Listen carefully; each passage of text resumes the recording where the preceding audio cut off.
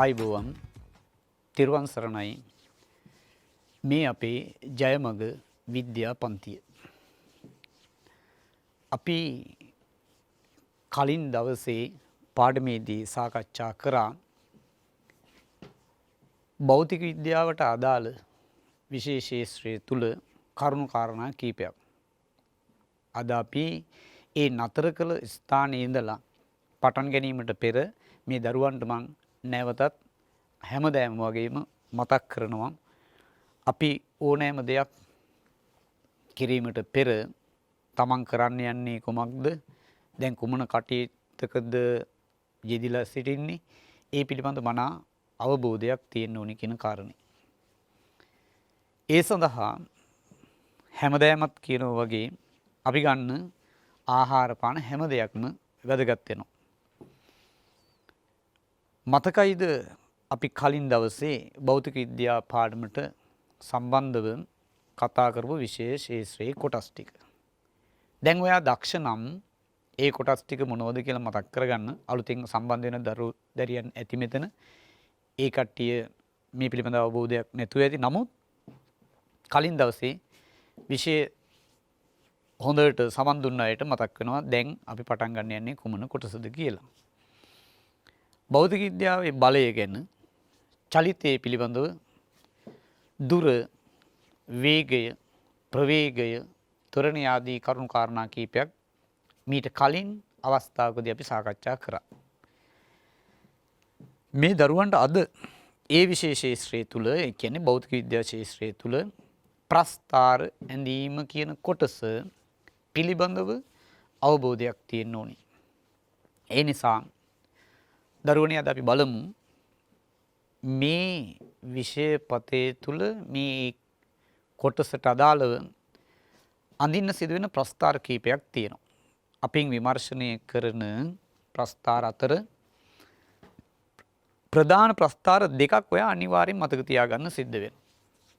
ප්‍රස්ථාර ආකාර ටික කිව්වොතින් එහෙම අපිට තියෙන පුළුවන් දුර කාල ප්‍රස්ථාර. ඊගාවට තියෙනවා විස්ථාපන කාල ප්‍රස්ථාර. ඊගාවට වේග කාල ප්‍රස්ථාර, ප්‍රවේග කාල ප්‍රස්ථාර සහ ත්වරණ කාල ප්‍රස්ථාර. බය වෙන්න එපා. ඔය ප්‍රස්ථාරාකාර සියල්ලම මේ දරුදරියන්ට නැහැ. හැබැයි අනිවාර්යෙන් ඔයා හොඳටම ප්‍රගුණ කරගත යුතු, අවබෝධ කරගත යුතු ප්‍රස්ථාරාකාර දෙකක් තියෙනවා. ප්‍රස්ථාරාකාර දෙකක්. ඒ මොනවද? පළවෙනි එක විස්ථාපන කාල ප්‍රස්ථාර. මොකද්ද? විස්ථාපන කාල ප්‍රස්ථාර. ඊගාව එක ප්‍රවේග කාල ප්‍රස්ථාර. අනිවාර්යෙන් වගේ අපි විභාග ඉලක්ක කිරීමකින් තොරව දැනුම පුළුල් කිරීමක් ගැන කතා කළාට අපිට සිද්ධ වෙන අවසානයේ විභාග වලට මුහුණ දෙන්න. එහිදී ගොඩාරියක් කළාට අපිට මේ හා සම්බන්ධව ගැටලු ඉදිරිපත් වෙලා තියෙනවා. අර කලින් කිව්වා වගේ අතාරින්න අදහස් කරගෙන ඉන්න දූ දරුවන් අද බලන්නකෝ ඔයාට මේක අවබෝධ වෙන ප්‍රමාණය කොහොමද කියලා. හරි ලේසියෙන් අවබෝධ කරගන්න පුළුවන්. පොඩ්ඩක් හැබැයි ගණිතය පිළිබඳ අවබෝධයකුත් තියෙන්න ඕනි ප්‍රස්ථාර පිළිබඳව. අපි ඉස්සෙල්ලම ප්‍රස්ථාර හඳුන්වමු. මොකද්ද දුර කාල ප්‍රස්ථාරය කියලා කියන්නේ? මොකද්ද වේග කාල ප්‍රස්ථාරය කියලා කියන්නේ? එහිදී මේ දුවදරුවන් දන්නවා ප්‍රස්ථාරයක අක්ෂ දෙකක් තියෙනවනේ.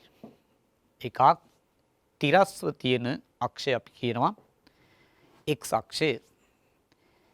ඒකට ලම්බකව සිරස්ව තියෙන අක්ෂය y අක්ෂය කියලා දන්නවා. ඒ දෙක ඡේදනය වන ලක්ෂය මූල ලක්ෂය කියලා දන්නවා. ප්‍රස්ථාර පාඩමේදී ගණිතය ඔබ මේ පිළිබඳව හොඳටම ප්‍රගුණ කරගෙන ඇති. ඉතින් ඒ පිළිබඳ අවබෝධය මෙතෙන්දී ගොඩාරියක් වටිනවා. අපි දුර කාල ප්‍රස්ථාරයක් කියලා කියන්නේ කාලය x අක්ෂයටත් දුර y අක්ෂයටත් ගෙන අඳිනු ලබන ප්‍රස්ථාර වලට කියනවා දුර කාල ප්‍රස්ථාර. ඔය විදිහටමයි අනිකුත් ප්‍රස්ථාර සියල්ලම නම් වෙන්නේ. දැන් එහෙනම් දරුවන් කියන්න බලන්න විස්ථාපන කාල ප්‍රස්ථාරය කියන්නේ මොකද්ද? හැම වෙලේම x අක්ෂයට ගන්නේ කාලය. එහෙනම් y අක්ෂයට ගන්නේ ඉතිරි රාශිය. දුර කාල ප්‍රස්ථාර කිව්වේ කාලය x අක්ෂයට අරගෙන දුර y අක්ෂයට අරගෙන අඳින ප්‍රස්ථාර නම් විස්ථාපන කාල ප්‍රස්ථාර කියලා කියන්නේ කාලය x අක්ෂයට අරගෙන විස්ථාපනයේ y අක්ෂයට අරගෙන අඳින ප්‍රස්ථාර. ඊගාවට වේග කාල ප්‍රස්ථාර කියන්නේ කාලය x අක්ෂයේ y අක්ෂයේ වේගය. ප්‍රවේග කාල ප්‍රස්ථාරෙදිත් එහෙමමයි. එහෙමමයි කිව්වේ කාලය x අක්ෂයට අරගෙන ප්‍රවේගය y අක්ෂයට අරගෙන අඳින ප්‍රස්ථාර ප්‍රවේග කාල ප්‍රස්ථාර. ඔයාට නැති වුණත් ත්වරණය y අක්ෂයට අරගෙන කාලය x අක්ෂයට අරගෙන ප්‍රස්ථාරයක් ඇඳුත් අපි ඒකට කියන්නේ ත්වරණ කාල ප්‍රස්ථාර.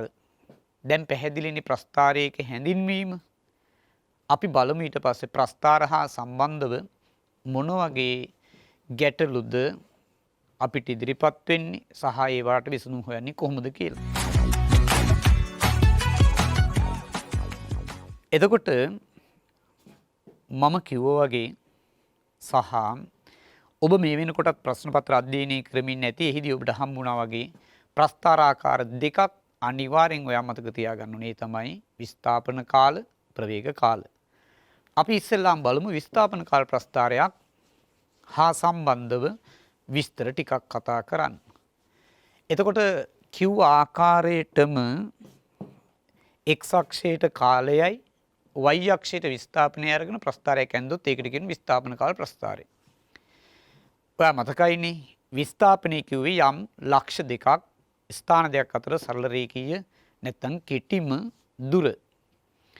එතකොට විස්ථාපන කාල ප්‍රස්ථාරයක අපි බලමු ප්‍රස්ථාරයේ අක්ෂ ටික නම් කරගෙන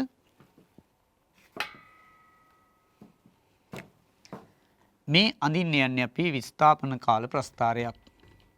එහිදී d කියලා අපි සංකේතවත් කරගන්නවා විස්ථාපනය මනින්නේ මීටර වලින් කියලා ඔයා දන්නවා.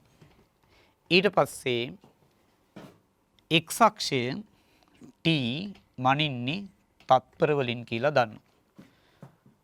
අපි සාමාන්‍යයෙන් මෙතන මූල ලක්ෂය බිඳුව කියන ලක්ෂය කියලා සටහන් කරගන්න පුළුවන්.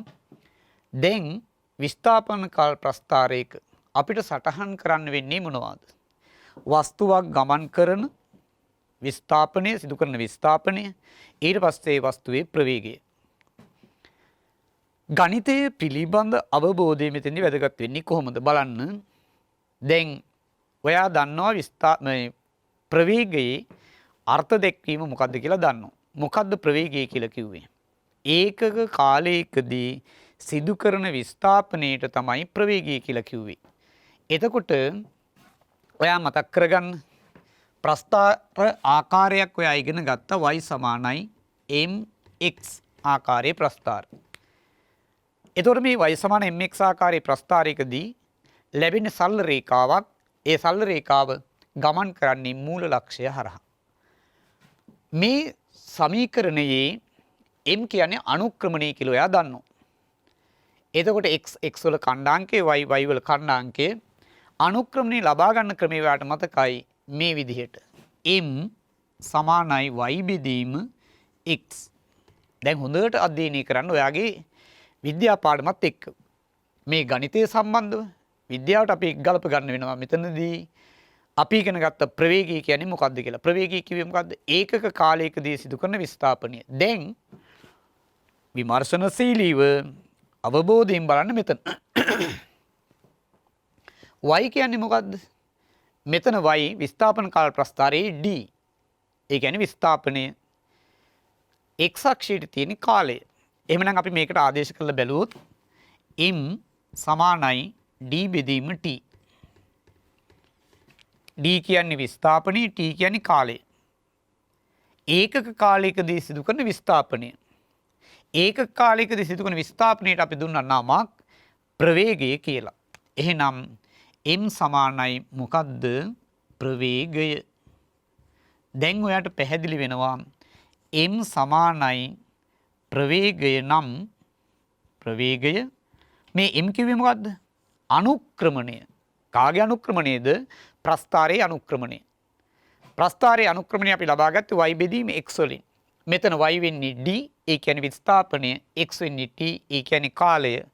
ඒ අනුව D බෙදීම T කියන්නේ විස්ථාපනයේ බෙදීම කාලයේ ප්‍රවේගය. ප්‍රස්ථාරයේ අනුක්‍රමණයක් තියෙනවා නම් ඒ අනුක්‍රමණය නියෝජනය වෙන්නේ වස්තුවේ ප්‍රවේගය කියලා මතක තියාගන්න ඕනේ. ඒ නිසා දැන් ප්‍රස්ථාරය ඇන්දොතින් අපි මෙන්න මේ විදිහට යම් ස්ථානයකින් ගමන් ආරම්භ කරන වස්තුවක් ඒකාකාර ප්‍රවේගයකින් මොන ප්‍රවේගයකින්ද ඒකාකාර ප්‍රවේගයකින් ගමන් කරලා යම් කිසි අපි හිතමු මීටර 10ක් විස්ථාපනය වුණා. දැන් බලමු මේ ප්‍රස්ථාරගත කරන්නේ කොහොමද කියලා. මෙහිමයි යම් ස්ථානයකින් ගමන් ආරම්භ කරන වස්තුවක් දැන් මෙතන මේ බිඳුව ලක්ෂයෙන් ආරම්භ කළාය කියලා එතෙන්දී විශේෂත්වයක් නැහැ. කොතන හරි යම් ස්ථානයකින් ගමන ආරම්භ කරලා තියෙන. එතනදී ඒකාකාර ප්‍රවේගය අපිට අඳින්න වෙන්නේ සරල රේඛාවක්. ඒකාකාර ප්‍රවේගය කියන්නේ එකම ප්‍රවේගයක් තියෙන ප්‍රවේගය වෙනස් වෙන්නේ නැහැ. ඒ කියන්නේ අනුක්‍රමණීය නියතයක්. අනුක්‍රමණීය නියතයක් නම් ඒකෙන් නියෝජනය වෙන්නේ ප්‍රවේගයේ නියතයක් කියන එක.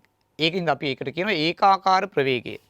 මේ ඒකාකාර ප්‍රවේගයෙන් අපි හිතමු යම් කාලයක් අපි හිතමු T1 කියලා කාලයක් ගමන් කරලා එයා ලබාගත් විස්ථාපනය අපි හිතමු D1 කියලා. එතකොට දැන් මේක විස්තර වෙන්නේ කොහොමද? T1 කාලයකදී වස්තුව D1 කියන දුරක් විස්ථාපනය වෙලා තියෙනවා. කොහොමද? ඒකාකාර ප්‍රවේගයකින්. එහෙම ගිහිල්ලා ඊට පස්සේ ප්‍රස්ථාරයේ මේ විදිහට සටහන් වෙලා නම් මොකද්ද දරුවනේ මේකෙන් නියෝජනය වෙන්නේ? නිරූපණය කරන්නේ මොකද්ද? කාලය යනවා අපි හිතමු මෙතන T2 කියලා කාලයක් ගියයි කියලා.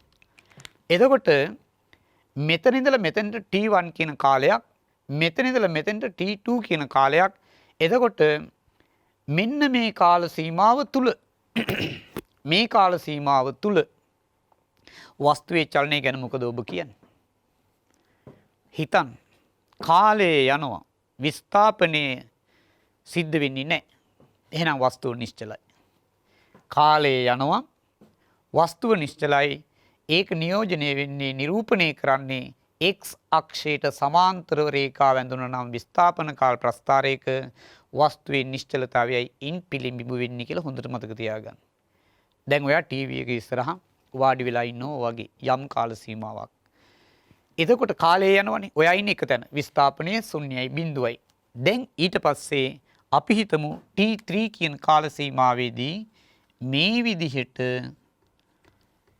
වස්තුව නැවත ආපසු හිටි ස්ථානෙටම ඇවිල්ලා තියෙනවා. මේ ආරම්භක ස්ථානේ මේ අක්ෂයට මේ අක්ෂයේ යම් ස්ථානයක්. එතකොට දැන් එම ස්ථානෙටම ආපුවම තමයි මේකෙන් නියෝජනය වෙන්නේ නිරූපණය වෙන්නේ.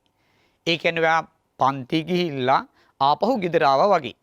මේ තියෙන පන්තියේ රැඳී සිටි කාල සීමාව. මෙහිදී උකටට විශේෂත්වයක් දකින්න ලැබෙනවා. මේක ඇත්ත කතාව නේද? මොකද්ද? පන්තියට යන්නේ නිකන් එච්චර ස්පීඩ් එකකින් නැත්නම් වේගයකින් පන්තියට යන්නේ නැහනේ. අර මෙහි ඇවිදලා යාළුවොත් එක්ක නේද කල්ලි ගහිල්ලා ටිකක් වෙලා ඉඳලා තමයි පන්තියට යන්නේ. හැබැයි පන්තිය ඇරුණාම මොකද වෙන්නේ? ඇරෙන්නේ කොයි වෙලේද කියලා තමයි බලාගෙන ඉන්නේ. ඇරිච්ච ගමන් මොකද වෙන්නේ? වේගෙන් ගෙදර එනවා. ආන්නේ ආකාරي ප්‍රස්ථාරය තමයි මෙතන නියෝජනය නෙවෙයි බලන්න. මෙතනදී මේ බෑවුමට සාපේක්ෂව මෙතන බෑවුම මොකද වෙලා තියෙන්නේ? වැඩි වෙලා තියෙනවා. මෙතන අනුක්‍රමණයට වඩා මෙතන අනුක්‍රමණය මොකද වෙන්නේ? වෙනසක් පේනවා පැහැදිලිව. මට කියන්න බලන්න මොකද්ද මෙතන වෙන්නේ? කාගේද වේගය වැඩි? මේ තියෙන්නේ ගිය. මේ තියෙන්නේ පැමිණි. අපි හිතමු ගෙදර ඉඳලා ගිහිල්ලා යම් පන්ති රැඳිලා ඉගෙනගෙන මෙන්න ගෙදර ආවා. ගිය වේගෙද වැඩි? ආපසු පැමිණි වේගෙද වැඩි? බලා ගන්න පුළුවන්. මෙතන T1 කාලයක් ඊට පස්සේ මෙතන T3 අඩු කිරීම T2 කාලයක් තමයි ගත කරලා තියෙන්නේ ආපහු එන්න මේ කාල පරිච්ඡේදය. ඒතර ඔයාලට මේක පරිමාණය දිහා බැලුවම පේනවා මෙතන කාලයට සාපේක්ෂව මෙතන කාලය අඩුයි. අර විස්ථාපනයමයි සිද්ධ කරන්නේ. එහෙමනම් කෙටි කාලයකදී විස්ථාපනය සිදු කරයි කියලා කියන්නේ ඇවිල්ලා තියෙන වේගය මොකද වෙන්නේ? වැඩි. එහෙනම් මතක තියාගන්න අපි මේ ප්‍රස්ථාරය විස්තර කරොත් මෙහිමයි. T1 කාලයක් ඒකාකාර ප්‍රවේගයෙන් ගමන් කරන වස්තුව D1 විස්ථාපනයක් ලබාගෙන එම ස්ථානයේ කොච්චර කාලයක් ඉන්නවද? T2 රින T1 කාලයක් නතර වෙලා අනතුරුව නැවත ආරම්භක ස්ථානයටම T3 අඩු කිරීම T2 කාලයකදී ආවා. එහෙනම් මෙයාගේ සම්පූර්ණ විස්ථාපනය කීයද මේ වෙලාවේ? ඔව්. ඔයා ගෙදර ඉඳලා පන්ති ගියා ආපහු ගෙදර ආවා. දැන් ඔයාගේ විස්ථාපනය කීයද? අන්න විස්ථාපනයේ අර්ථ දැක්වීමට යනවා. මොකද විස්ථාපනයේ අර්ථ දැක්වීම? කාලය මේ දැන් කාලය ගත වෙනවා. ඔයා ආරම්භක ස්ථානෙමයි නැවතින්නේ. ස්ථාන දෙකක් අතර කෙටිම හෝ සරල රේඛීය දුරට තමයි විස්ථාපනය කිව්වේ. එහෙනම් දැන් ආරම්භක ස්ථානෙම නම් අවසානෙත් ඔයා ඉන්නේ ඔයාගේ විස්ථාපනයේ ශුන්‍යයි. එහෙනම් මේ වෙලාවේ සමස්ත ප්‍රස්ථාරය ගත්තාම චලිතය ගත්තාම එයාගේ විස්ථාපනයේ ශුන්‍යයි මේ කාල පරිච්ඡේදයේදී. අපිට මේක එනවා ගණනය කරන්න මේවා. වස්තුව ගමන් කළ ප්‍රවේගය කොච්චරයිද? ආපසු පැමිණි ප්‍රවේගය කොච්චරයිද? එතකොට මේකෙන් නියෝජනය වෙන්නේ වස්තුව ගමන් කරපු ප්‍රවේගය, මේකෙන් නියෝජනය වෙන්නේ ආපසු පැමිණි ප්‍රවේගය. බැයුම අනුව අපිට කියන්න පුළුවන් ගත වෙලා තියෙන කාලය සංසන්දනය කරලා බලනකොට ගියාට වැඩිය වේගකින් ආපහු ඇවිල්ලා තියෙනවායි කියලා. ඊට පස්සේ තව ප්‍රශ්නයක් මේකෙන් අහනවා. දැන් අපි මේක සම්බන්ධව අංක ටිකක් යොදලා ඒ කියන්නේ දුරවල් ටිකක් කාලයත් එක්ක සටහන් කරලා බලමු කොහොමද වෙන්නේ ප්‍රශ්නයකට උත්තර ලියන්නේ කියලා. පුළුවන් නම් කොලේකුයි පෑනකුයි අරගෙන නේද මාත් එක්කම ප්‍රස්ථාරය ඇඳලා පොඩ්ඩක් ගණනය කිරීමක් කරලා බලන්න පුළුවන් උත්සාහ කරන්න. මේ වගේ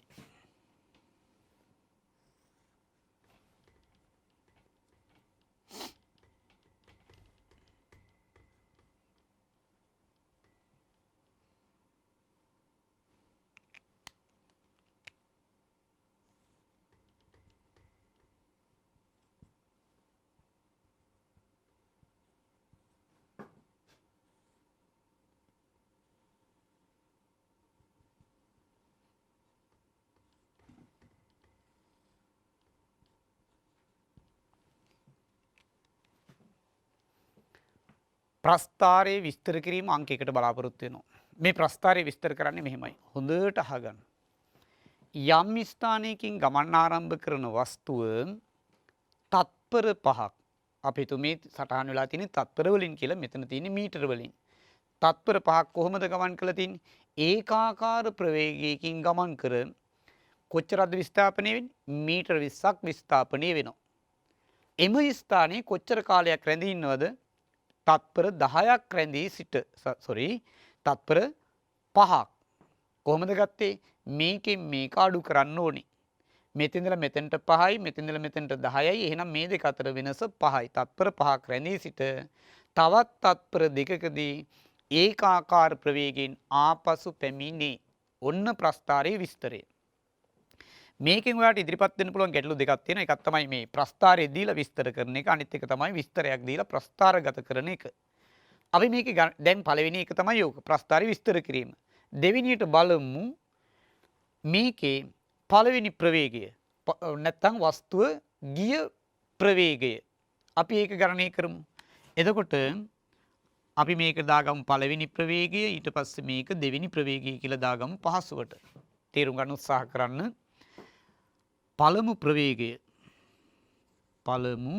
ප්‍රවේගය සමානයි කෙලින්ම දැන් ඔයා දන්නවා විස්ථාපන කාල ප්‍රස්ථාරයක අනුක්‍රමණයෙන් ලැබෙන්නේ ප්‍රවේගය කියලා. ඒ නිසා පළමු ප්‍රවේගය සමානයි ප්‍රස්ථාරයේ මොකේටද?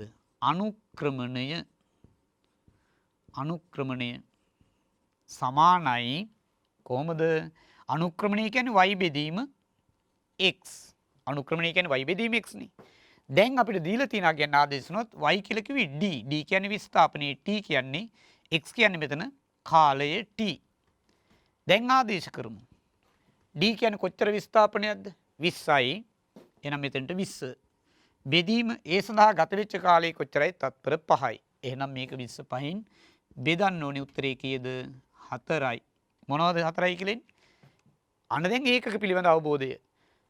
දුර නැත්නම් විස්ථාපනයේ මීටර්, ඊට පස්සේ කාලයෙන් බෙදෙන්නේ තත්පර. මෙතන එනවා 4යි ms ඍණ 1 කියලා. එහෙනම් වස්තුව ගමන් කළ තියෙන ප්‍රවේගය කොච්චරයිද? 4යි. තත්පරයට මීටර 4ක වේගයෙන් ගමන් කළා තියෙනවා. ඊට පස්සේ මෙයා මෙතන නතර වුණා.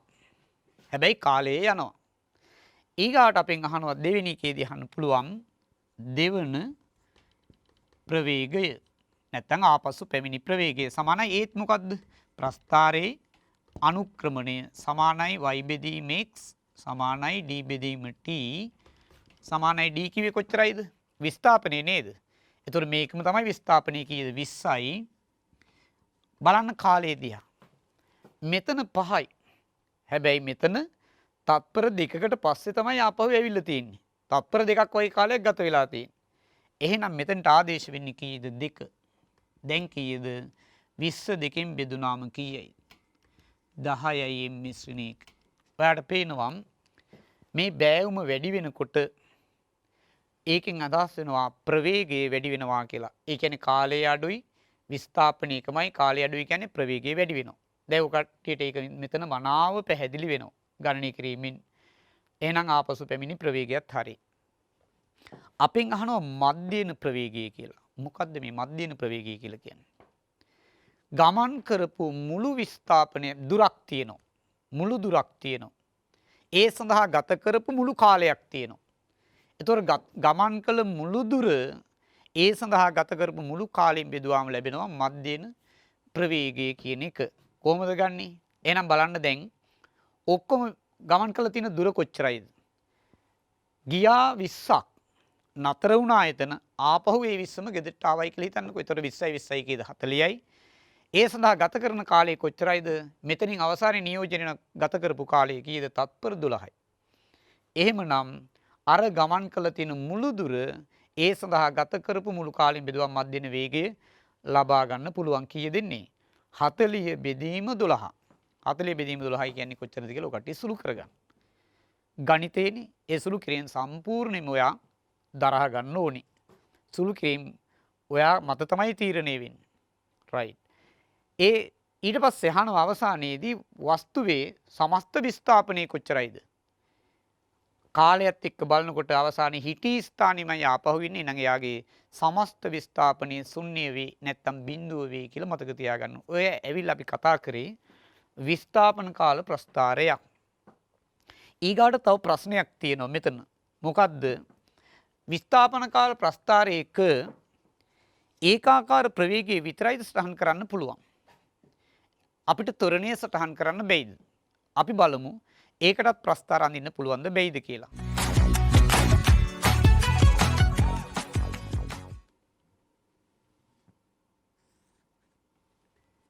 ප්‍රවේගයේ මේ විස්ථාපනය මේ අක්ෂ නම් කිරීම ඉතාම වැදගත්. ඒ අක්ෂයේ නම් කිරීමට පවාව කටියට ලකුණු හම්බ වෙනවා විභාගෙදී. t තත්පර කාලය සටහන් කරා. ඒකාකාර ප්‍රවේගය නම් අපිට පැහැදිලි ප්‍රස්ථාරයේ අනුක්‍රමණය මේ විදිහට තියෙන සරල රේඛාවක්. දැන් දැන් ත්වරණය මේක ඒකාකාර ප්‍රවේගයනේ. වැඩි වෙන ප්‍රවේගයක් නම් අපි ඒකට කිව්ව ත්වරණය කියලා. ඒක කොහොමද සටහන් කරන්නේ? ඒ ප්‍රස්ථාරගත කළොත් එහෙම මේ වැඩි වෙන ප්‍රවේගයක් ඒ කියන්නේ ත්වරණයක් විස්ථාපන කාල ප්‍රස්ථාරයක සටහන් කළොත් ඔබේ නිරූපණය කළ යුත්තේ මෙසේ. ඔය විදිහට වෙනවා වක්‍ර ප්‍රස්ථාරයක් එන්නේ. මේකෙන් ඔයාලට පැහැදිලි එන්න අනුක්‍රමණය මොකද වෙන්නේ? වැඩි වෙනවා කාලයත් එක්ක. එතකොට ඒක නියෝජනය වෙන්නේ ත්වරණය. එහෙනම් විස්ථාපන කාල ප්‍රස්ථාරයකින් මන්දනය නැත්නම් ඍණ ත්වරණය නිරූපණය කරන්න බැයිද කියලා ප්‍රශ්නෙට මෙන්න උත්තරේ. මේක මේ පැත්තට නම් වක්‍ර වෙන්නේ මේ වක්‍රේ අනිත් පැත්තට. ඒ කියන්නේ මේ විදිහට සටහන් වෙනවා. ওই විදිහට. එතකොට මේකෙදි පේනවා එන්න මොකද වෙන්නේ? බෑවුම අඩු වේගන යන ආකාරය. ඒ කියන්නේ අනුක්‍රමණය අඩු වෙනවා. එහෙනම් ඍණ ත්වරණය. එහෙනම් විස්ථාපන කාල ප්‍රස්ථාරයක අපිට පුළුවන් ත්වරණය සටහන් කරන්නත් පුළුවන්, මන්දනය සටහන් කරන්නත් පුළුවන්. රතු පාටින් නිරූපණය වෙලා තියෙන ඒකාකාර ප්‍රවේගය යටින් තියෙන මේ වක්‍රයෙන් වැඩි වන ප්‍රවේගය නැත්තම් ත්වරණය, උඩින් තියෙන වක්‍රයෙන් අඩු වන ප්‍රවේගය නැත්තම් ඍණ ත්වරණය හෙවත් මන්දනය නියෝජනය වෙනවා, නිරූපණය වෙනවා. හොඳයි. ඒ අපි බැලුවේ විස්ථාපන කාල ප්‍රස්ථාරය. ඊට පස්සේ තා වැදගත් ප්‍රස්ථාරාකාරයට අපි එනවා ගොඩාරියක් ගණනය කිරීම මුලදී එන ප්‍රස්ථාරාකාරය තමයි ওই ප්‍රස්ථාර දෙකනොත් ප්‍රවේග කාල ප්‍රස්ථාර. අපි දැන් බලමු ප්‍රවේග කාල ප්‍රස්ථාරයකින් මොන වගේද ප්‍රස්ථාරයේ ඇඳෙන්නේ, නිරූපණය වෙන්නේ සහ මේ නිරූපණය ජ්‍යාමිතික හැඩතල වලින් මොනවද කියන්න උත්සාහ කරන්න කියලා බලමු. මෙම ප්‍රවේගකාල ප්‍රස්ථාරයක් ප්‍රස්ථාරගත කිරීමේදී ඒ චලනයන වස්තුවට අපිට හොඳ උදාහරණයක් ගන්න පුළුවන්. ඔය පාරවල් වල ගමන් කරන විශේෂයෙන් ප්‍රයිවට් බස් එහෙමනම් ගන්න බෑ මේකට. මොකද ඒකට කිසි චාරයක් නැහැ. චාරයක් නැහැ කියලා කියන්නේ නතර කරන්න ඕනි තැන් වල නෙවෙයි නතර කරන්නේ. වාහනේ ගමන් කරවන්න ඕනි විදිහට නෙවෙයි ගමන් කරවන්නේ. නමුත් එහෙම බැරි මේ යානා හරි නැත්නම් වාහන තියෙනවා. ඒවා යම් ප්‍රමිතියකට ගමන් කරවන්න ඕනි. උදාහරණයක් ගුවන් යානයක් ගුවන්ගත කිරීමේදී. එහෙම නැත්නම් ඊට පස්සේ කෝච්චියක් ධාවනය කිරීමේදී. බස් එකක් වගේ පුළුවන්ද? හිටිය ගමන් කෝච්චිය ඇදගෙන යනවද? එහෙම නැත්නම් හිටිය ගමන් ගුවන් යානයක් ගුවන්ගත කරන්න පුළුවන්ද? ඒවට යම් ක්‍රමානුකූල සැලැස්මක් තියෙනවා. ඒ නිසා ප්‍රවේගකාල ප්‍රස්ථාරයක් නිරූපණය කරන්න හොඳම වස්තු විදිහට මම ගන්නවා දුම්රියක චලනය. දුම්රියක චලිතය ගත්තාම මේ විදිහට අපිට ඒක පෙන්වන්න පුළුවන්. දැන් කොහොමද ඔය කට්ටිය දන්නවා දුම්රියක ගමන් කරලා තියෙනවා. දුම්රියක් යම් ස්ටේෂන් එකකින් නැත්නම් දුම්රිය පළකින් ගමන් ආරම්භ කිරීමේදී එක පාට දඩිබිඩි ගාලා ඇදගෙන යන්නේ නැහැ නේ බස් එකක් වගේ. ක්‍රමානුකූලව අදාළ සංඥාව ලැබුණට පස්සේ හිමින් සැරේ ගමන් ආරම්භ කරනවා. ක්‍රමානුකූලව කාලයත් එක්ක වේගය මොකද වෙන්නේ? වැඩි වෙන ආකාරය ඔයා නිරීක්ෂණය කරලා තිනවා ප්‍රායෝගිකව. ඊට පස්සේ දුම්රිය මාර්ගයේ වේග සීමා තියෙනවා. ඒ වේග සීමාවල දුම්රිය වේගය පවත්වා ගත යුතුයි. ඊට පස්සේ ඊගාව දුම්රිය ස්ථානයට එක පාට ගිලේ දුම්රිය වේදිකාවේ මේ පාර යන බස් වගේ එක පාට බ්‍රේක් කරොත් මොකද වෙන්නේ? මොකද වෙන්නේ කියලා ඔයා අවබෝධ කරගන්න. මේ දුම්රියක් එහෙම ක්ෂණිකව නතර කරන්න බෑ. එහෙනම් යම් වේදිකාවක් මතට ගේන්න දුම්රිය යම් නිශ්චිත දුරකින් තිරිංග තද කිරීම කළ යුතුයි. ඊට පස්සේ ගාන්ට ඇවිල්ලා මේ ප්ලැට්ෆෝම් එකේ නැත්නම් වේදිකාවේ දුම්රිය නතර කිරීම සිද්ධ වෙනවා. දැන් පැහැදිලිනේ. ගමන් ආරම්භ කරා ක්‍රමානුකූලව යම් වේගයකටපත් වෙලා ඒ වේගයෙන් ගමන් කරලා ඊට පස්සේ මොකද කරන්නේ? ඊගාව වේදිකාවේදී ක්‍රමානුකූලව ඇවිල්ලා නිශ්චල වෙන්න ඕනි. ආන්නේ චලිතය මේ ප්‍රවේගකාල ප්‍රස්ථාරයක අපි මේ විදිහට පෙන්නනවා. බලමු මේ පෙන්වන්නේ දුම්රියක චලනයේ එක් දුම්රිය ස්ථානයක සිට තවත් දුම්රිය ස්ථානයකට ගමන් කරපු දුම්රියක චලිතය ප්‍රස්ථාරගත කරන්න කිව්වොත් ඔයා ඒක මෙහෙම ප්‍රස්ථාරගත කරන්න පුළුවන්. මේ අඳින්නේ ප්‍රවේගකාල ප්‍රස්ථාරයක් නම් මේ තියෙන්නේ v මනින්නේ තත්පරයට මීටර ප්‍රවේගය. v මනින්නේ කියන v මනින්නේ බුසල් හරි කුරිණි හරි කියයි මේක v ප්‍රවේගය v. ඊගාවට t තත්පර. දැන් ප්‍රවේගකාල ප්‍රස්ථාරයක් අඳින්නයි යන්නේ. කාගේ චලනයේද? දුම්රියක චලිතය. මේ බලන්න. බිඳුව අපි විස්ථාපන කාල ප්‍රස්ථාරයක උත්සාහ කරේ නැහැ බිඳුවද කීයද කියලා සටහන් කරන්න. ඒ යම් ස්ථානයක් කියලා කිව්වා. හැබැයි ප්‍රවේගකාල ප්‍රස්ථාරයකදී මෙයා ගමන් කරන්නේ කොහොමද? යම් ප්‍රවේගයක් තිබිලද ගමන් කරන්න පටන් ගන්න. එහෙම නැත්නම් නිශ්චලතාවයෙන්ද ගමන් කරන්න කියන කාරණේ වැදගත්. මූල ලක්ෂය ඒ කියන්නේ බිඳුව ලක්ෂය නියෝජනය වෙන්නේ ප්‍රවේගයේ ශුන්‍යයි. ඒ කියන්නේ නිශ්චල වස්තුව දැන් චලනය වෙන්න ආරම්භ වෙන්නේ. එහෙනම් ප්‍රස්ථාරයේ මේ විදිහට මොකද්ද මේ නිරූපණය වෙන්නේ? කාලය යනවා. කාලය යනකොට එන්න ප්‍රවේගය මොකද වෙන්නේ? වැඩි වෙනවා. ප්‍රවේගය වැඩි වෙනවා. කාලයත් එක්ක ප්‍රවේගය වැඩි වෙනවා. කාලයත් එක්ක ප්‍රවේගය වැඩි වෙනකොට අපිට වචනයක් දෙන්න පුළුවන් මොකක් කියලාද කියන්නේ? ත්වරණය කියලා. මොන ත්වරණයක්ද? ත්වරණය ඒකාකාර විදිහටයි වැඩි වෙලා තියෙන්නේ. එකම විදිහට වැඩි වෙනවා. කාලයත් එක්ක ප්‍රවේගය යම් ක්‍රමානුකූලව වැඩිවීමක් සිද්ධ වෙනවා. මේකට අපි කියනවා ඒකාකාර ත්වරණය. සමා වෙන්න. ඒකට අපි කියනවා වැඩි වෙන ත්වරණය. දැන් මොකද වෙන්නේ? එන්න ප්‍රවේගය වැඩි වෙනවා. මේකට කියන්නේ ත්වරණය. එතකොට ඒ ත්වරණයටපත් වෙලා යම් කාල සීමාවක් ගමන් කරනෝනේ. අපි හිතමු t1 කියන කාලයක් ගමන් කරේ. ලබාගත් ප්‍රවේගය v1 කියලා හිතමු. ලබාගත් එම ප්‍රවේගයෙන් මේ දුම්රිය ගමන් කරනවා මේ විදිහට. අපි හිතමු t2 කියන කාලයක් ගමන් කළාය කියලා. t2 කියන කාලයක් ගමන් කරා.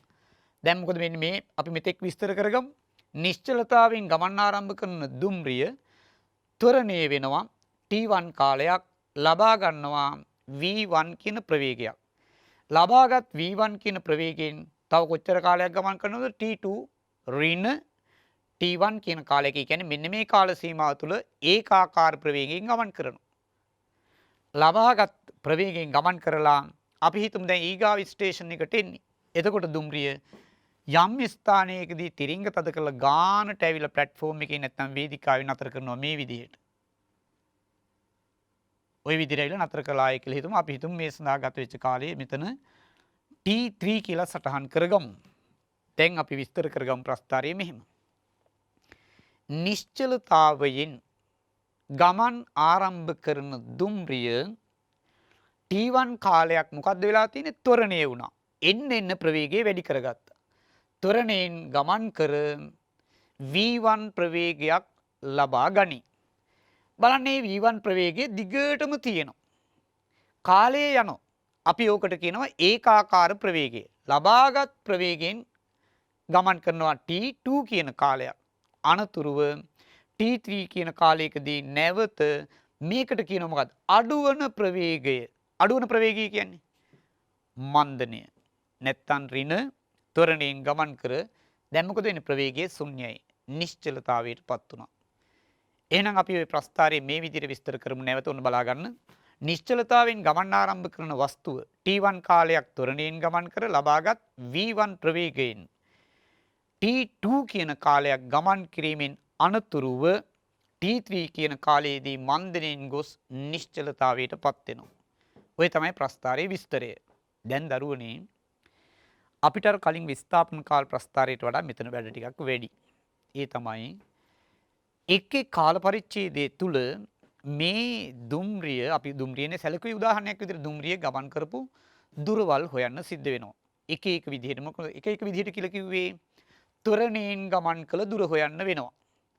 ඒකාකාර ප්‍රවේගයෙන් ගමන් කළ දුර හොයන්න වෙනවා. ඊට පස්සේ මන්දනයෙන් ගමන් කළ දුර හොයන්න වෙනවා. ඊටත් පස්සේ ගමන් කළ මුළු දුර හොයන්න වෙනවා. ඔන්න ඔය ගැටලු ටික අපිට විසඳුම් හොයාගන්න වෙනවා. බලමු. හරි පහසුයි. ඔන්න ආපහු අපි දැන් මේ ඉන්නේ විද්‍යාපන්තියේ වුණාට දැන් ගණිතේ නේ. මෙතන තියෙනවා විවිධ හැඩතල. මේ මොකද්ද මේ හැඩතලේ අපි පළවෙනි එක මේ විදිහට සටහන් කරගමු. මේ තියෙන්නේ ත්වරණයෙන් ගමන් කළ දුර. ඔයා මෙන්න මේ ත්‍රිකෝණයේ වර්ගඵලය හොයලා දුන්නොතින් ඒ ඔයා හොයලා දුන්න වෙන්නේ මොකද්ද? ත්වරණයෙන් ගමන් කළ දුර. ඔයා ඊට පස්සේ මෙන්න මේ චතුරස්‍රයේ වර්ගඵලය හොයලා දුන්නොතින් හොයලා දුන්න වෙන්නේ මොකක්ද? ඒකාකාර ප්‍රවේගයෙන් ගමන් කළ දුර. ඊට පස්සේ මේ ත්‍රිකෝණයේ වර්ගඵලය හොයලා දුන්නා නම් හොයලා දුන්නා වෙනවා මොකද්ද? මන්දනයෙන් ගමන් කළ දුර. දැන් පැහැදිලිනේ. මෙතන සමස්ත රූපේම හැඩය මොකද්ද? මේක ත්‍රිකෝණය, මේක චතුරස්‍රය, ආයත ත්‍රිකෝණය, මේ සමස්ත රූපේටම අපි කියනවා මොකක් කියලාද? ත්‍රිපීසියම කියලානේ. එතකොට ගමන් කළ මුළු දුර හොයන්න පුළුවන් තවත් ක්‍රමයකට. මොකද්ද? ත්‍රිපීසියම වර්ගඵලය හොයලා දුන්නා නම් ඒ දුම්රියේ ගමන් කළ මුළු දුර හෙව්වා වෙනවා. ඒ හින්දා ප්‍රවේග කාල ප්‍රස්ථාරයක ප්‍රස්ථාරයට යටින් තියෙන ශේෂ්ත්‍රඵලය නැත්නම් වර්ගඵලය මගින් නියෝජනය වෙන්නේ. එහෙම නැත්නම් නිරූපණය කරන්නේ මොකද්ද? වස්තුව ගමන් කළ තියෙන දුර ප්‍රමාණය කියලා මතක තියාගන්න ඕනේ. හොඳයි. අපි එහෙමනම් දැන් මේ සංකේතාත්මකව පෙන්වුවහම කට්ටියට පොඩ්ඩක් තේරුම් ගන්නව අමාරුයි. අපි ඒ නිසා මෙතනට අංක කීපයක් නේද අගයන් කීපයක් යොදවලා ගාණක් හදලා බලමු. මම මේක මෙහිමම තියෙද්දී ඊට පස්සේ මේවයි අංක ටිකක් මම දාලා විස්තර කරන්නයි යන්නේ. හොඳයි. අපි හිතමු නිශ්චලතාවෙන් ගමන් ආරම්භ කරන මේ දුම්රිය තත්පර 5ක් තත්පරයට මීටර 20ක ප්‍රවේගයක් ලබා ගත්තායි කියලා. ඊට පස්සේ තවත් තත්පර දැන් කීයද? මෙතන ඉඳලා මෙතනට 5යි, මෙතන ඉඳලා මෙතනට 10යි. එහෙනම් මේ අතර පරතරය කීයද? 5යි. එතකොට ඒකාකාර ප්‍රවේගයෙන් ගමන් කරලා තියෙනව කොච්චර කාලයක්ද? තත්පර 5යි. ඊට පස්සේ අපි හිතමු මෙතන 15යි කියලා. එහෙනම් මන්දනය වීමට ගත වෙච්ච කාලය කොහොමද හොයන්නේ? මේකෙන් මේ අගය අඩු කරන්න. එතකොට මේ පරතරය ලැබෙනවා. 15න් 10ක් 5යි. ඒ කියන්නේ මන්දනයට ගත කරපු කාලය තත්පර 5යි. හොඳයි. අපි එහෙනම් දැන් ගණනය කිරීම කීපයකට යමු. අපෙන් අහනවා ත්වරණය වූ දුර කොච්චරයිද? ඉස්සෙල්ලාම අහනවා වස්තුවේ ත්වරණය කොපමණද? වස්තුවේ ත්වරණය සමානයි. වස්තුවේ ත්වරණය සමානයි. ප්‍රස්ථාරයේ මොකක්ද? අනුක්‍රමණය. ප්‍රස්ථාරයේ අනුක්‍රමණය. ප්‍රස්ථාරයේ අනුක්‍රමණය කියන්නේ y බෙදීම x. දැන් y කියන්නේ මොකක්ද? y කියන්නේ ප්‍රවේගය v. x කිව්වේ මොකද්ද? කාලය t. මේ මොකද්ද මේ ලැබෙන්නේ? v බෙදීම t. ආන් ලැබෙනව නේද? ඒකක කාලයකදී ප්‍රවේගය. ඒකක කාලයකදී ප්‍රවේගය නැත්තම් ප්‍රවේගය වෙනස් වීමේ ශීඝ්‍රතාවයට අපි කිව්වා ත්වරණය කියලා. දැන් v කොහොමද v හොයන්නේ? අපි කියන ප්‍රවේග වෙනස කියලා කිව්වනේ. එතකොට ආරම්භක ප්‍රවේගය බිඳුවයි. මේ t කියන කාල සීමාව මෙතන තත්පර 5නේ. එහිදී ලබාගත් ප්‍රවේගය අවසන් ප්‍රවේගය කීයද? 20යි. ඒ නිසා මේ v ලියෙන්න පුළුවන්. අපි අවසන් ප්‍රවේගය සාමාන්‍යයෙන් සංකේතවත් කරනවා v කියලා. ආරම්භක ප්‍රවේගය සංකේතවත් කරනවා u කියලා. ඒ නිසා ඔයාට මෙතන ලියා ගන්න පුළුවන් v ඍණ u බෙදීම t. දැන් ඔයාට පේනවා ප්‍රවේග වෙනස. එතකොට අවසන් ප්‍රවේගය කීයද මේ කාල පරිච්ඡේදය තුලදී? තත්පර 5 අවසානයේ අවසන් ප්‍රවේගය 20යි. 20 අඩු කිරීම ආරම්භක ප්‍රවේගය කීයද? බිඳුවයි. එහෙනම් 20 අඩු කිරීම බිඳුව බෙදීම ගත වෙච්ච කාලය කීයද? 5යි. දැන් කීයද උත්තරේ? 20න් බිඳුවක් අඩු කරාම සමහර කට්ටිය 2යි කියලා කියනවා. එතකොට 20න් බිඳුවක් අඩු කරාම 20මනේ. 20 බෙදනවා කීයෙන්ද? 5න්. එතකොට කීයද උත්තරේ? 4යි ms ඍණ 2. එහෙනම් වස්තුවේ ත්වරණය කීයයිද? තත්පර වර්ගයට මීටර. මේක තව විදිහකට කියනවා නම් කොහොමද කියන්නේ? තත්පරයට මීටර් 4යි. එහෙම නැත්නම් තත්පර වර්ගයට මීටර් 4යි. ඔන්න වස්තුවේ ත්වරණය හොයාගත්තා. ඊට පස්සේ අපෙන් අහනවා ඒකාකාර ප්‍රවේගයෙන් ගමන් කළ දුර කීයද? ඒකාකාර ප්‍රවේගය කියන්නේ මේ ටික. නේ? ඇයි ලබාගත් ප්‍රවේගයෙන් ප්‍රවේගය තියෙනවා කාලය යනවා. ඒතකොට ලබාගත් ප්‍රවේගය 20යි. එහෙනම් ඒකාකාර ප්‍රවේගය කීයද? 20යි. ඊට පස්සේ අපෙන් අහනවා මන්දනේ නැත්තම් ඍණ ත්වරණය. ආපහු දරුවනේ මේකමයි.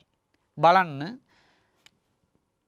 වස්තුවේ මන්දනය නේ සමානයි ප්‍රස්ථාරයේ ඒත් මොකද්ද? අනුක්‍රමණය සමානයි y බෙදීම x v බෙදීම t. v කියන්නේ කීයද? අන්න දැන් එතන සැලකිලිමත් වෙන්න ඕනේ. දැන් අපි මේ අවස්ථාවයි සලකන්නේ. මේ කාල පරිච්ඡේදයේ සැලකුවාම වස්තුවේ ප්‍රවේගය දැන් කීයද? බිඳුවයි. එයි අවසන් ප්‍රවේගය. දැන් වස්තුව නතර වෙලා. එහෙනම් අවසන් ප්‍රවේගයේ බිඳුවයි අඩු කිරීම මේ අවස්ථාවේ ආරම්භක ප්‍රවේගය මේක නේද? අන්න හරි. ආරම්භක ප්‍රවේගය කීයද? 20යි. එහෙනම් බිඳුව අඩු කිරීම 20. බෙදීම ගත වෙච්ච කාලය කීයද? තත්පර 5යි. සමානයි. වැරදුනාවක්ද? බිඳුවෙන් 20ක් අඩු කරන්න තියෙන්නේ. දැන් මොකද වෙන්නේ? බිඳුවෙන් 20ක් අඩු කරාම කීයයිද? බිඳුවෙන් 20ක්. බිඳුවෙන් 20ක් අඩු කරාම ඍණ 20යි. මොන 20යිද? ඍණ 20. බෙදීම 5 උත්තරේ එනවා. දරුවනේ උත්තරේන්නේ ඍණ. ඍණ කීයද? ඍණ 4යි ms ඍණ 2. මේ ඍණාගයෙන් මොකද්ද කියන්නේ? හොඳට මතක තියාගන්න ඕනේ. ඍණාගයේ නියෝජනය වුණේ වස්තුවේ මන්දනය කියන එකයි. ඍණ වලින් කියන්නේ මන්දනය කියලා. එහෙනම් මන්දනයෙන් ගිහිලා තියෙනවා 4යි ms ඍණ 2. තත්පර වර්ගයට මීටර 4ක මන්දනයකින් තමයි ගමන් කරලා තියෙන්නේ. අවසාන ප්‍රවේගයේ විදිහට. හරිනේ? එතකොට අවසාන ත්වරණය. අපි ඔය හෙව්වේ වස්තුවේ ආරම්භක ත්වරණය සහ අවසන් ත්වරණය නැත්නම් ඍණ ත්වරණය නැත්නම් මන්දනය. අපෙන් ඊගාවට ප්‍රශ්න කරනවා මේවා. අපි මේ ටික මකලා ඉවත් බලන්න ඊගාවට. දැන් ඊගාව ප්‍රශ්න තමයි ත්වරණයෙන් ගමන් කළ දුර. ත්වරණයෙන් ගමන් කළ දුර. ත්වරණයෙන් ගමන් කළ දුර. මේ ලියන්නේ මොනවද කියලා හොඳට කල්පනාවෙන් බලන්න. ත්වරණයෙන් ගමන් කළ දුර සමානයි. අපි මේවට අංක දාගමුකෝ 1 2 3. ඔයාලට මේක මතක තියාගන්න පුළුවන්. මේකෙන් නියෝජනය වෙන්නේ මොකද්ද? ත්වරණය. මේකෙන් මොකද්ද නියෝජනය වෙන්නේ? ඒකාකාර ප්‍රවේගය. මේක මොකද්ද? මන්දනය. මේකෙන් ඒ කියන්නේ මේ වර්ගඵලයෙන් මොකද්ද කියන්නේ? ගමන් කරලා තියෙන දුර මේ වර්ගඵලය. මේ ඔක්කොගෙම නියෝජනය වෙන්නේ වස්තුව ගමන් කරලා තියෙන දුර. අපි දැන් බලමු ත්වරණයෙන් ගමන් කළ දුර කියන්නේ දරුවනේ මේ ත්‍රිකෝණයේ වර්ගඵලය. මේ ත්‍රිකෝණයේ වර්ගඵලය දැන් ඔයා මතක් කරගන්නවා මොකද්ද? ත්‍රිකෝණයක වර්ගඵලය හොයන ආකාරය. මොකද්ද කරන්නේ? අපි කියමු එක ත්‍රිකෝණයේ වර්ගඵලය. ත්වරණයෙන් ගමන් කළ දුර කියන්නේ පළවෙනි ත්‍රිකෝණයේ වර්ගඵලය. කොහොමද හොයන්නේ? ත්‍රිකෝණයේ වර්ගඵලය කීයද? භාගයක් දෙකෙන් එකයි. ආධාරකයේ කීයද? 5යි. ලම්බක උස කීයද? මේ තියෙන ලම්බක උස 20යි. දැන් සුළු කරන්න. මෙතනට එකයි මෙතනට කීයද? 10යි. 10 වරක් 5 කීයද? 50යි. බැරි වෙලාවක් දාන්න එහෙම නැහැ වර්ග මීටර 50යි කියලා. ඇයි වර්ගඵලයනේ හෙව්වේ? ඔයා දාන්නේ මීටර කියලා. මොකද මේ මොකද්ද හෙව්වේ? ගමන් කරලා තියෙන දුර. ඕන්න මේ ත්‍රිකෝණයේ වර්ගඵලය ලැබෙන වර්ග මීටර කීයද? වර්ග මීටර නෙවෙයි මීටර 50යි. ඒ තමයි වස්තුව ත්වරණය වෙලා තියෙන දුර. ඊගාවට අපෙන් අහන්න පුළුවන් දෙවෙනි එක මෙන්න මේ ඒකාකාර ප්‍රවේගයෙන් ගමන් කළ දුර. එතකොට ඔයා ලියනවා ඒකාකාර ප්‍රවේගයෙන් ගමන් කළ දුර සමානයි 2 චතුරස්‍රයේ වර්ගඵලය. දෙවන චතුරස්‍රයේ වර්ගඵලය. දෙවන චතුරස්‍රයේ වර්ගඵලය කියන්නේ දැන් මෙයාගේ දිග හරි පළල හරි මේ කීයද? 5යි. 5 වැඩි කිරීම මේක අපි උස විදිහට ගත්තාම නැත්නම් දිග විදිහට ගත්තොත් මේක පළල මේක දිග ගත්තාම කීයද? 20යි. 5 20 කීයද? 100යි. මීටර 100යි. ඔය තියෙන්නේ වස්තුව ගමන් කරලා තියෙන දුර. කොහොම ගමන් කරලා තියෙන දුරද? ඒකාකාර ප්‍රවේගයෙන් ගමන් කළ දුර. අපි ඊට පස්සේ බලමු දැන් මන්දනයෙන් ගමන් කළ දුර. වස්තුව මන්දනයෙන් ගමන් කළ දුර සමානයි මෙතන 3 තුන්වන ත්‍රිකෝණයේ වර්ගඵලය. තුන්වන ත්‍රිකෝණයේ වර්ගඵලය. දැන් මේ ත්‍රිකෝණයේ වර්ගඵලය කොහොමද වෙන්නේ? දෙකෙන් එකයි. ආධාරකයේ කීයද? 5යි. වැඩි කිරීම ලම්බක උස කීයද? 20යි. සමානයි උත්තරේනවා කීයද? එතනත් මීටර 50යි කියලා ලැබෙනවා. එහෙනම් මන්දනයෙන් ගමන් කළ දුර සමානයි මීටර 50යි. දැන් එතකොට වස්තුව ගමන් කළ තියෙන මුළු දුර අපිට ලැබෙනවා මෙතන මීටර 50යි, මෙතන මීටර 100යි, මෙතන මීටර 50යි. ඔක්කොම කීයයිද? මීටර 200ක දුරක් චලනය වෙලා තියෙනවා මේ වස්තුව. ওই විදිහට තමයි ප්‍රවේග කාල ප්‍රස්ථාරයක අපි ත්වරණය, මන්දනය ඊට පස්සේ ඒ චලිත ස්වභාවයේදී වස්තුව ගමන් කළ තියෙන දුරවල් හොයන්නේ. එතකොට දැන් ඔය කට්ටියට මේ වගේ අභ්‍යාස පෙළ පොතේ තියෙන අභ්‍යාස අරගෙන කරන්න උත්සාහ කරන්න අපහසුතාවයක් නැහැ. මේ ටික හරියට තේරුම් ගන්න. ප්‍රස්ථාරයට යටින් තියෙන ජ්‍යාමිතික හැඩතල සියල්ලගේම එකතුව වර්ගඵලයන්ගේ එකතුව සමාන වෙනවා කාටද? වස්තුව ගමන් කළ දුර. ත්‍රිකෝණ ලැබෙනවා, චතුරස්‍ර ලැබෙනවා, නැත්නම් සමස්ත රූපයේ මෙතන නම් ත්‍රිපිසීමක් ලැබිලා තියෙනවා. හොඳයි. එහෙනම් දරුවන්ට මෙන්න මේ වගේ ප්‍රස්ථාර ආශ්‍රිතව ගැටලු අහන්න පුළුවන්. ඊගාවට ප්‍රස්ථාරයේ දීලා විස්තර කරන අවස්ථාවක්. අපි එවැනි අවස්ථාවක් බලමු. මම ප්‍රස්ථාරයේ බෝඩ් එකේ දානවා. අපි බලමු මේක විස්තර කරන්නේ කොහොමද කියලා. මේකිනුත් ඉදිරිපත් වෙන්න පුළුවන් ප්‍රශ්න දෙකයි. එකක් තමයි ප්‍රස්ථාරයේ දීලා විස්තර කරලා ඔය වගේ ගණනය කිරීම. ඊගාවිකේ ප්‍රස්ථාරයේ දීලා විස්තර කරලා ඔය ගණනය කිරීම වලට යන්න පුළුවන්. අපි එහෙනම් බලමු. මෙන්න මේ වගේ ප්‍රස්තාරයක් දුන්නොත් ඒක විස්තර කරගන්නේ කොහොමද කියලා.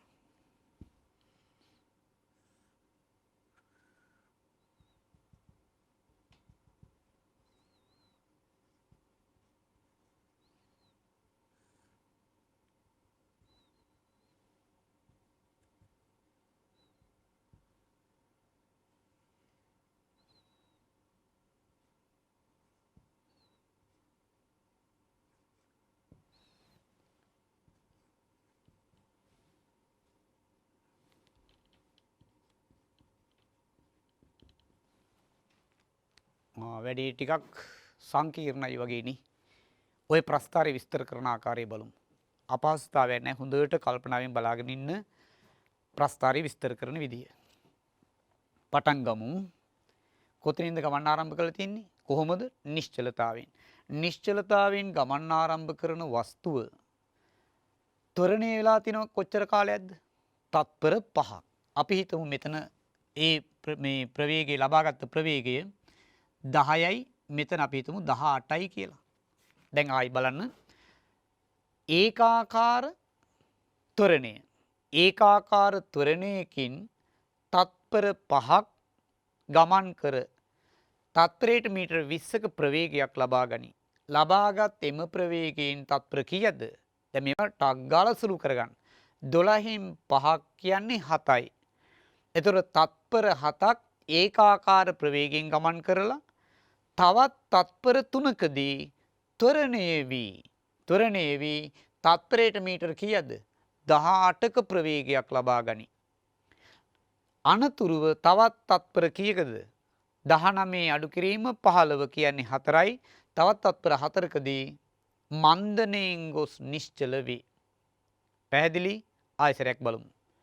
නිශ්චලතාවෙන් ගමන් ආරම්භ කරන වස්තුව තත්පර 5ක් ඒකාකාර ත්වරණයකින් ගමන් කර තත්පරයට මීටර 10ක ප්‍රවේගයක් ලබා ගනී. ලබාගත් එම ප්‍රවේගයෙන් තත්පර 7ක් ගමන් කිරීමෙන් අනතුරුව නැවත තත්පර 3කදී ඒකාකාර ත්වරණයෙන් ගමන් කර තත්පරයට මීටර 18ක ප්‍රවේගයක් ලබා ගැනීමෙන් අනතුරුව වස්තුව තත්පර 4කදී මන්දණයෙන් ගොස් නිශ්චල වේ. ඕන්න ඔය වගේ දෙන ලද ප්‍රස්ථාරයේ විස්තර කිරීමේ හැකියාව ලැබෙන්නත් ඕනේ. ඊට අමතරව මේක තවත් අර වගේ ගණන් අහන්න පුළුවන්. මොකද්ද?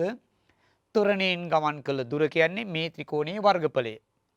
ඒකාකාර ප්‍රවේගයෙන් ගමන් කළ දුර කියන්නේ මේ චතුරස්‍රයේ වර්ගඵලය. ඊට පස්සේ මෙතන නේද? මෙතන බලන්න විශේෂ අවස්ථාවක් නේ. එතනදී අහනවා අපිට දෙවෙනි ත්වරණය ගමන් කළ තියෙන දුර කියන්නේ මෙන්න මේ ත්‍රිකෝණේ මෙතන තියෙන ත්‍රිකෝණයක් ඒ ත්‍රිකෝණයේ වර්ගඵලය හොයලා දෙන්න ඕනේ. ඊට පස්සේ ඔයාලට තියෙනවා මෙතන ත්‍රිකෝණයක් මේ කියන්නේ මන්දණයෙන් ගමන් කරපු දුර කොච්චරක්ද කියලා. මන්දණයෙන් ගමන් කරපු දුර කියන්නේ මේ ත්‍රිකෝණයේ වර්ගඵලය. සමස්ත රූපේ ජ්‍යාමිතික හැඩතලයේම මේ ඔක්කොගෙම එකතුව තමයි වස්තුව ගමන් කරලා තියෙන මුළු දුර වෙන්නේ. හොඳයි දරුවනේ අපි කතා කරේ එතකොට ප්‍රස්ථාර පිළිබඳව. ප්‍රස්ථාර ආකාර දෙක මොනවද? විස්ථාපන කාල ප්‍රස්ථාරයි අනිත් එක ප්‍රවේග කාල ප්‍රස්ථාරයි. එහෙනම් විභාගයේදී ගොඩාරියකට බලාපොරොත්තු වෙන්න පුළුවන් කොටසක් තමයි මේ ප්‍රස්ථාර. ප්‍රස්ථාර ඇඳීමේදී සැලකිලිමත් වෙන්න ඕනේ අක්ෂ හරියට නම් කරන්න. ඊට පස්සේ ඒ රේඛා ඛණ්ඩයන් නිවැරදිව සටහන් කරගන්න. ගණනය කිරීම වලදී සැලකිලිමත් වෙන්න ඕනේ ඒ ජ්‍යාමිතික හැඩතල වල වර්ගඵලයන් සොයන ආකාරය. ඒක ඔය කට්ටියට ගණන් වලදී හොඳට ප්‍රගුණ කරගන්න අවස්ථාව ලැබෙනවා. එතකොට අපි මේ භෞතික විද්‍යාව හා සම්බන්ධව කතා කරපු කොටස මෙතනින් නිමාවටපත් වෙනවා. ඒ කියන්නේ ප්‍රවේග කාල ප්‍රස්ථාර, ඊට පස්සේ විස්ථාපන කාල ප්‍රස්ථාර, අපි කලින් කතා කරා තවත් ප්‍රස්ථාර ආකාර කීපයක්. ඒ ප්‍රස්ථාර පිළිබඳ අවබෝධය එච්චර නැති වුණත් මේ පිළිබඳව සම්පූර්ණ අවබෝධයක් ওই කට්ටියට ලැබෙන්න ඕනේ. එතකොට දැන් අපි සමස්ත සාරාංශයෙන්ම මේ විදිහට ගත්තොත් එහෙම අපි ඉගෙන ගත්තා කලින් දවසේ බලය කියන්නේ මොකක්ද කියලා. චලිතය සම්බන්ධ චලිතාකාර ඉගෙන ගත්තා. ඊට පස්සේ ප්‍රස්ථාර පිළිබඳව කතා කරා. දැන් අද ප්‍රස්ථාර දෙකකදී ගණනය කිරීම ආකාර කතා කරා. දැන් ඉගෙනගත්ත විෂය කරුණු ඔයාගේ දැනුමේ නැත්නම් මතකයේ තියෙනවද නැද්ද කියලා බලන්න ඔබම ඔබ විභාග කරගන්න ඕනි.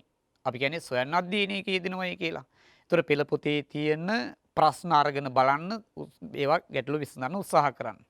ඊට පස්සේ ප්‍රශ්න පත්‍ර කීපයක් අරගෙන පසුගිය විභාග ප්‍රශ්නවලදී මේ හා සම්බන්ධව මොන වගේ ගැටලුද ඉදිරිපත් වෙලා තියෙන්නේ ඒවා විසඳුම් හොයන්න උත්සාහ කරන්න. එහිදී හොඳට නැවත නැවත Taman ඉගෙනගත්ත දේ ආවර්ජනයක යෙදෙමින් ඒ මතකය නැත්නම් ඉගෙනගත්ත දේ කොහොමද ගැටලුවකට ආයෝජනය කරන්න නැත්නම් ගලපගන්නේ. ඒ පිළිබඳ අවබෝධය ලබා ගන්න ඔයා ගැටලු වලට විසඳුම් හොයන්න උත්සාහ කරන්න ඕනි. ඒ නිසා දරුවනේ අද අපි මේ භෞතික විද්‍යා පාඩම තුල සැලකිය යුතු ප්‍රමාණයකින් තමන්ගේ විභාග මට්ටමේදී ලකුණු ප්‍රමාණය වැඩි කර ගැනීමේ හැකියාවක් ලැබෙනවා ප්‍රශ්න කොටසට උත්තර සැපයීමෙන්. එහිදී අපි විභාගය ඉලක්ක කිරීමට සාපේක්ෂව දැනගන්න ඕනි කරුණු කාරණා ටිකක් ගොඩාරියක් ඉගෙන ගත්තා. දැන් අද මේ කොටස මෙතනින් අවසන් වෙනවා. අපි ඊගාවට කතා කරන්න බලාපොරොත්තු වෙන්නේ මේ පාඩමට පස්සේ අපි ඊගාව දවසේදී හම්බෙන්න බලාපොරොත්තු වෙන්නේ රසායන විද්‍යා පාඩමකින්. ඒ රසායන විද්‍යා පාඩම පිළිබඳව අපි අවබෝධයක් ගන්න උත්සාහ කරමු.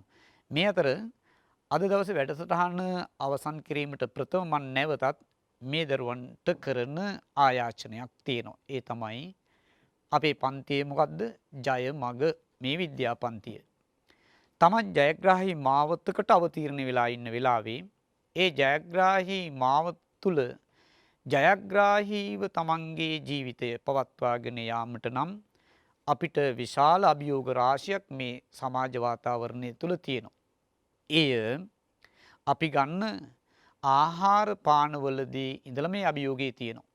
ඒ නිසා අපි හැම තැනදීම අවබෝධයෙන් සැලකිල්ලෙන් කටයුතු කරන්න ඕනේ. ඔය කට්ටියට මේ ලැබිලා තියෙන අවස්ථාව මහඟු අවස්ථාවක් විදිහට මම දකිනවා.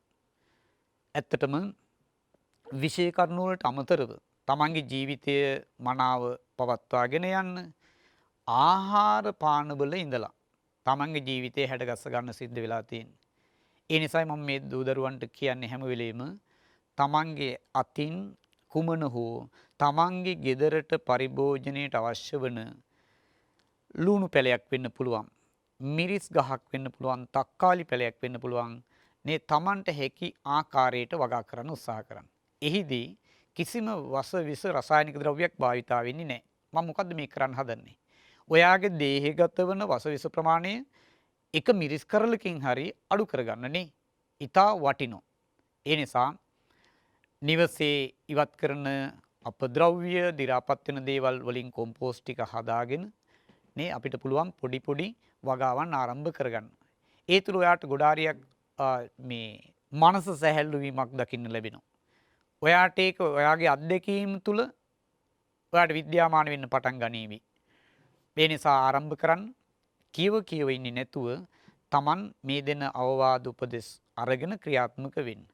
Tamanටම ඉගෙන ගන්න දරුවෙක් විදිහට මනසේ විශාල විපර්යාසයක්, සංසුන් වන බවක්, තැම්පත් වන බවක් දැනේවි.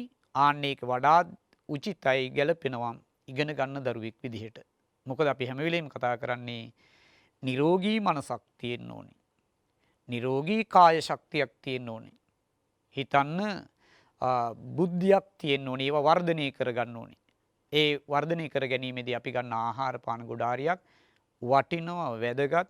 දේහගත වන වස ප්‍රමාණය අඩු කරගන්න උත්සාහ කරමු.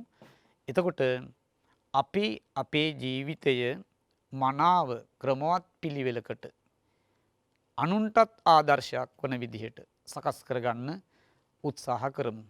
එතකොට ජයමග විද්‍යා පන්තිය තුල ඔය කට්ටියට විෂය පරිබාහිරව විශාල දැනුම් සම්භාරයක් ලැබෙනවා. ඒ දැනුම් සම්භාරය ඔයාගේ ප්‍රායෝගික ජීවිතයේ තුල ක්‍රියාත්මක කිරීම තමයි අපි අපේක්ෂා කරන්නේ. දැන් ඇත්තම ජයමග විද්‍යා පන්තිය කියලා කිව්වම ඔයාගේ ජීවිතය ජය ගන්න අවශ්‍ය වෙන මාර්ගෝපදේශකත්වය හම්බ වෙනවා. ඔබට තියෙන්නේ ක්‍රියාත්මක වෙන්න. ඒ ක්‍රියාත්මක වීම තුළ අත්දැකීම් ලබන්න. ජීවිතයට අලුත් අත්දැකීම් එකතු කරගන්න.